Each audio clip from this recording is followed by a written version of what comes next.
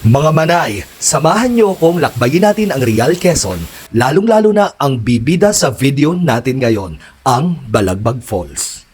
At dyan ay kakatapos lamang namin magluto at magligpit. At pack up na kami papunta sa aming pagtatampisaw. Makikitang pagkalabas namin mula sa bahay ng aming kaibigan ay makikita mo na ang magandang kapaligiran. At matapos ngang ipatas ang mga gamit ay nagsimula na kaming bumiyahe. As usual, kulitan na naman at usapan na naman kung sino ang mga nagpapakilig sa kanila, charot. Na all meron. At diyan nga ay sandali kami bumaba para mag-refill ng aming tubig. Mura nga lang ang halaga dito ng tubig. Kung makikita nyo ang refill ay 15 pesos at meron ka pang dalawang only, charot. For only 15 pesos only. O, diba? Sobrang baba na, murang halaga. Open pa ng 24 hours ang kanilang vending machine kung saan pwede kang umigib o kumadlo. Yan kasi ang tawag sa amin sa Quezon. O sige, refill na lang para kunyari shala. Tapos makikita mo dyan, isa-isa lang po ang hulog tapos ikaw nahuhulog ka sa marami sabay-sabay, charot. At dito ay makikita natin kung gaano kaluntian at kaganda ang kapaligiran dahil ang aming dinadaanang kalsada ay katabi lamang ng dagat. At dito ay muli nga kami bumaba para tumingin kung ano ang pwedeng ihawin. Dahil ihaw lang, sapat na, huy! At bili na rin kung ano ang iba pa naming mga kakailanganin. Along the way nga lang itong tindahan nila ng seafoods. Makikita naman paniguradong sariwa dahil katapat lang nila ay dagat. Makikitang meron sila mga alimangong dagat, pusit, pampano or pampano, hipon at mga malalaking tulingan. Meron ding mga maliliit na isda. As in, napakarami mong pamimilian. Ikaw na lang ang magde-decide kung magiging loyal ka ba. Huy! At sa katabingang tindahan ay meron ding seashells by the seashore. Dito ay bumili na nga rin kami ng yelo. Nakakatuwa kasi nakakita na naman ako ng bloke-blokeng yelo na matagal matunaw at napakamura pa. Panigurado ngang una pang matutunaw yung kilay mong water resistant. At muli na nga kaming bumiyahe at hindi mo mararamdaman ng inip dahil napakaganda ng mga kapaligiran. Literal na napapalibutan kami ng dagat at kabundukan. Dahil andito nga tayo sa Quezon Province, magbibigay na rin tayo ng trivia o kaalaman tungkol sa probinsya. Alam niyo ba na ang kauna-unahang pangalan ng Quezon Province ay Kalilayan? Ang pangalang yan unang nakilala ang probinsya noong binubuo ito noong 1591. At sa kalagitnaan nga ng ika-18 siglo, ito ay pinaltan from Kalilayan to Tayabas. Noon ngang 1946 bilang pagkilala sa ikalawang presidente ng Pilipinas na si Manuel L. Quezon, ang pangalang Tayabas Province ay pinalitan patungong Quezon. At ayan, nandito na nga kami sa Barangay Malapad kung saan nandun ang Balagbag Falls. Nakita na nga namin ang makulay na signage ng Balagbag Falls. At dito nga sa entrada ay kailangan magbayad ng 40 pesos each at isulat kung sino at ilan ang mga nakachat pero ikaw lang ay pinuyat at hindi pinanindigan. Huy! Charot lang. At diyan nga ay nalilito yung kasama ko kung ano ilalagay niyang pangalan para sa akin dahil meron akong screen name. Sa umaga, ako ay Agnes, sa gabi ay Agnes. Charot. At diyan ay excited na nga ang aking kaibigan na si Host Haki na mag-falls. Ayan, I love Balagbag Falls. Diyan ay masaya na naman kami nagkukulitan, nag-i-stressan at nag-aaligagaan. Tara na't naglalakad na kami.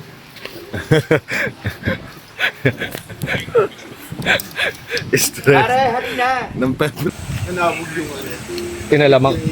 Inalamangan. Kaya pala medyo matagal isa naming kasama ay nanabog ng kaunti yung mantika ng niluto kong inalamangan. At dyan nga ay makikita nyo na may piso wifi na halos hindi ko nagamit kasi wala akong internet at naalala kong may piso wifi saka pa ako nakapag-live. Kakatuwa nga kasi pwede kang makapag-live gamit ang piso wifi. Dito habang nilalakad nga natin ang papasok, makikita natin na may maayos na daan patungo sa falls. Tunay ngang malinis, malinaw at malamig ang tubig. Habang naglalakad nga sa kabilang bahagi ay mapapansin ninyo na meron ng ilog, na ang tubig ay nagmumula sa falls. Napaka-enchanting nga ng lugar, na pati sa isip ko naglalaro na parang may lalabas na diwata, na may dalang pares overload, charot. Ibang diwata yun, huy! Saan nga ay napagtuunan ko ng pansin ang mga ugat ng puno na yumayapos sa lupa. Diyan ko naisip kung gaano kalaki ang halaga at silbi ng puno at mga ugat nito sa pagyapos ng lupa para maiwasan ang soil erosion at landslide, lalong-lalo na kapag may bagyo. Matapos nga ang 5 hanggang 8 minutong lakarin ay nandito na kami. Rinig na ang lagaslas ng napakagandang falls dito sa Real.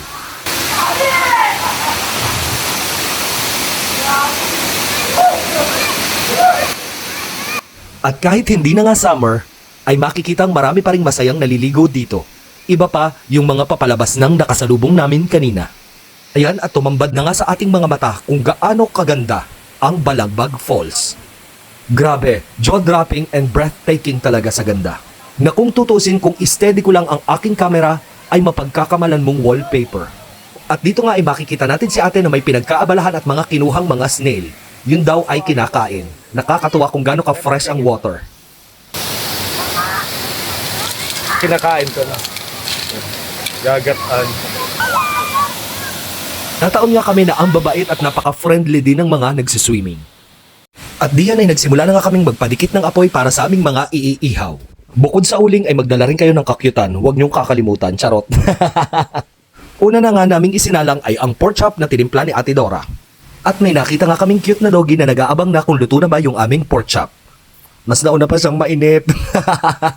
At sa wakas, nang dahil sa pagtutulong-tulungan naming mag-ihaw, luto na ang ating grilled pork chop. Na may katabing hindi na natin babanggitin, bagay na bagay. Sa ganda nga ng background na falls, napakaganda ng shot at naging Instagrammable ang ating pork chop. At para hindi sayang ang apoy at ang oras ay isinunod na rin namin ang aming isda. At katulad nga rin ng mga pinupuntahan ko nung nakaraan na ilog, falls at dagat ay hindi pwedeng hindi natin to susubukan para malaman natin kung ano ang pakiramdam kapag nasa tubig na. Kung mas malamig nga ba itong tubig kesa sa relasyon nyo? Huy! Lo, malamig. At diyan nga ipinapakita ko dahil natutuwa ako dahil hindi masakit sa paa kung ano ang tinatapakan mo sa ilalim ng tubig. Ito ay mabuhangin lamang at mapinong mga bato. At hindi nga ako ganun kasanay sumisid. Tumalon lang talaga ako para ipakita sa inyo kung ano talaga ang pakiramdam kapag nasa tubig na ng Balagbag Falls. Kaya kung hindi marunong maglangoy, pagpasensyahan mo na. Uy! At sa totoo lang ay ang kumuha sa akin dyan ay ang mga friendly guest ng Balagbag Falls. Nakakatuwa si Kuya kasi siya ang kumuha sa akin. Ang mga native at local ng Real Quezon na hindi ko naman personal kakilala pero kinuhanan ako. Yung pala, babawi si Kuya. Kunang ko daw siya ng mga 2 hours. Charot. Ayan, syempre, at para masaya rin si Kuya at amanos kami, kinuhanan ko rin siya. If you're watching Kuya and your friends, thank you so much po. Ang babait ninyo, thank you. At diyan na hindi nga ako makatiis na hindi ko kukunan ang sarili ko na ang background ay false. Subalit tinatanong ni Kuya kung naka 2 hours na daw ba yung kuha sa kanya. Charot lang. Napakabait ni Kuya. Super friendly. At pakiramdam ko nga ay magkakaroon na naman ako ng bagong friend na mambablock sa akin. Charot. Salamat sa pagbe-video. Yan, taga dito sila. Thank you po. Kaya na. Tamba na po yan. Yes, natagay po tayo ng lambanog. At dahil friendly sila Kuya at ate ay kakatapos ko lang makipagtsikahan at tumagay sa kanila. At dyan ay sinubukan na namin yung pork chop na pagkacharap-charap. At sa sobrang abala nga ng mga kasama ko ay hindi ko alam kung anong pumasok sa isip ko kung bakit ipinakita ko sa kauna-unahang pagkakataon ang malaluya kong pa. Na napapapalakpak pa sa sobrang sarap ng pork chop. At dahil nga magkakaharap na kami dyan sa may ilog, may baso at may pitchil, alam nyo na kung ano ang pinagkakaabalahan namin. Oh my God! There's something! I thought it was a crab or something else. Sabay kanta ng Little Mermaid. Sabay kanta ng Little Mermaid. I thought it was Sebastian. At inabot nga ng kaaningan itong isa kong kasama. Ang laking gulat ko din. Disclaimer lang, appropriate po ang kasuotan ng aking mga kasama kasi swimwear, nasa swimming po. Yun lang. Thank you. At dahil kanya-kanyang amats na nga, labasan ng mga kakulitan. Wow! Wow na wow! Iba talaga. Alam mo kung ano nakakatuwa sa pork chop na ito? Napakasimple lang ng marinade na ginawa. Very Filipino. Toyo, konting asukal, kalamansi, bawang at sibuyas. Pero dahil tama ang timpla, tama rin ang pagka-ihaw, malakas ang baga, malakas ang init, medyo sunog at tostado, pero juicy sa loob. Ang sarap, iba, di ba? Wow na wow. Exage level 3. Ay ako! Wow na wow! Namamagod ako. Napakasarap, mama! Dito ay medyo balik nga tayo sa katinuan. Uwi na tayo, buti nakapag-live tayo ng kaunti. Salamat sa Wi-Fi PisoNet. Kinaya ang Piso Wi-Fi ang ating signal. So nakita nyo ng live kung gaano kaganda yung lugar. So ayan, nagpa-uwi na nga kami. Lalabitin na natin ang mga dapat labitin. So dahil nga malinis ng paligid, kanya-kanyang dala ng kalat at pinapangalagaan nga yung kalikasan at syempre yung Balagbag Falls. Kaya Leave no trace principle. Salamat kuya, pauwi na kami. Kami na kayo? Oh, Oo. Umaga pa naman. oo nga. Thank you. At nakarating na ako sa parking lot. So ayan, habang kasama ko'y kumakain dito ng scramble, buti uso pa scramble dito, tama? Namiss ko tuloy yung batang 90s scramble. Meron pa isang snowball. Yan, may kunyelo, banana kunyelo. Ewan ko may mga gumagawa pa. Super ganda, oh, look at the view.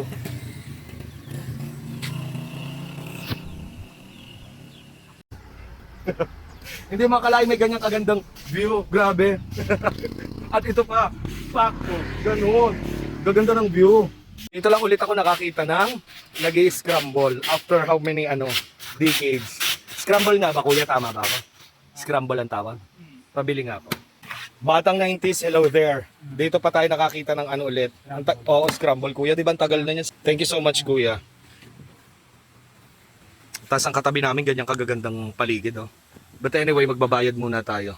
May beach. So katapat nun, beach, Balagbag Beach House. So after nun, yung ilog na at saka falls na pinuntahan natin, ayan lang oh. Ito yung kadugtong, yung falls ilog, ito dagat na. So ayan lang magkatapat. At habang kumakain nga ng scramble ay magpapaalam na ako dahil may pupuntahan pa kami. Kasunod nitong pupuntahan namin ay ilog malapit doon sa bahay ng friend namin. At ayan mga manay, salamat sa pagsama sa aking video. At syempre kung nagustuhan nyo po ang aking video, please react, comment, and share. Thank you so much. Bye-bye!